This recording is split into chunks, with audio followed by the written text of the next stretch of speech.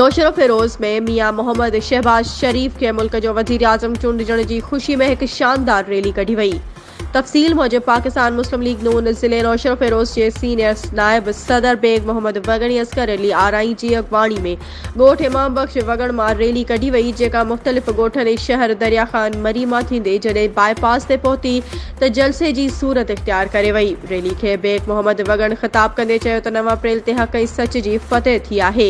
PDM की जिदोजहद अवाम की बददुआउन के नतीजे में नेठ कारे दौर जो खात्मो थियो है। हुन चयो तो मुस्लिम लीग नून अवामी पार्टी है जे हमेशा अवाम की खिदमत कई है। इन वक्त भी मियां शहबाज शरीफ की क़ियादत में बेरोजगारी, महंगाई, बदअमनी जो खात्मो कयो वेंदो। इंशाअल्लाह अवाम के सस्तो और तकड़ो इंसाफ पिण फराहम कयो वेंदो। उन मौके ते असगर अली आराई, राव नासिर ताज और सलेमान खास के लिए पीडीएम के अगवानन और पाकिस्तानी कौम के मुबारक दींदे चयो तो मुल्की अवाम के 3 साल 7 महीना महंगाई के वर चाढ़ियो वियो, जेको दौर हाणे खत्म थी चुको है।